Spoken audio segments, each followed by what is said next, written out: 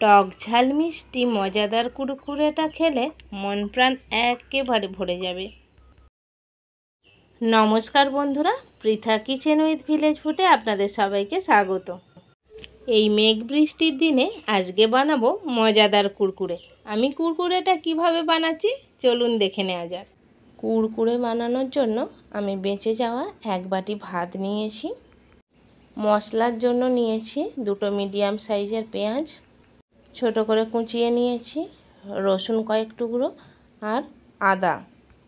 ভাত এবং পেঁয়াজ রসুনটাকে পেস্ট করে নেব। ভাতের পেস্টটাকে একটা বাটির মধ্যে ঢেলে নিলাম। এবার আমি দিয়ে দিচ্ছি 4 চামচ বেসন।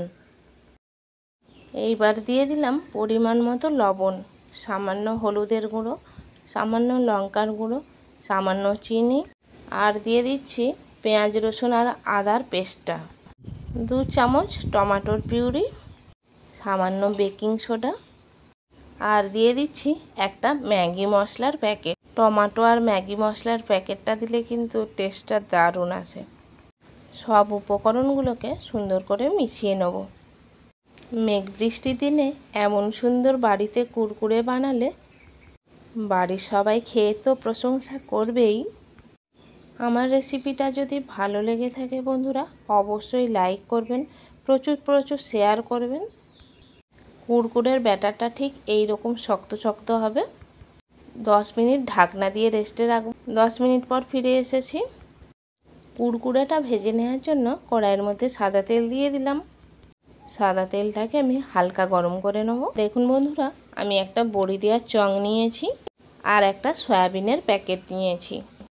প্যাকেটটার কোণটা কেটে আমি চংটাকে কোণের মধ্যে ভরে দিলাম।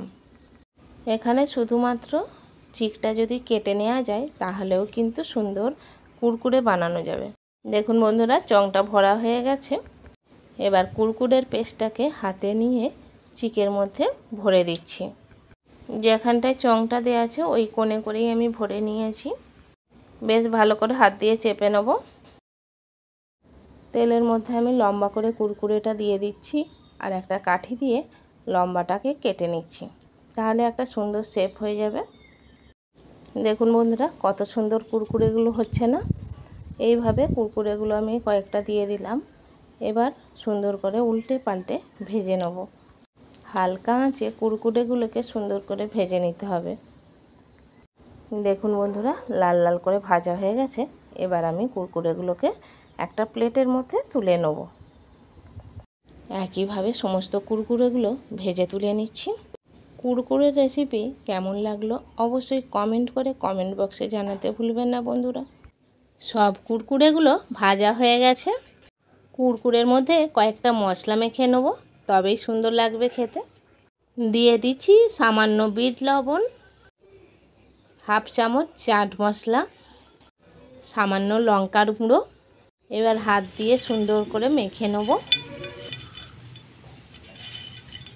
বন্ধুরা, আপনারা এই কুরকুরের আওয়াজটা শুনেই কিন্তু বুঝতে পারবেন কতটা মুচমুচে হয়েছে। বন্ধুরা, কুরকুরেটা আমি টেস্ট করে দেখব কেমন হয়েছে।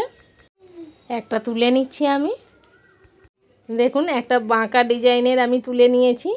খেয়ে দেখি কেমন লাগছে। ও দারুণ দারুণ লাগছে বন্ধুরা।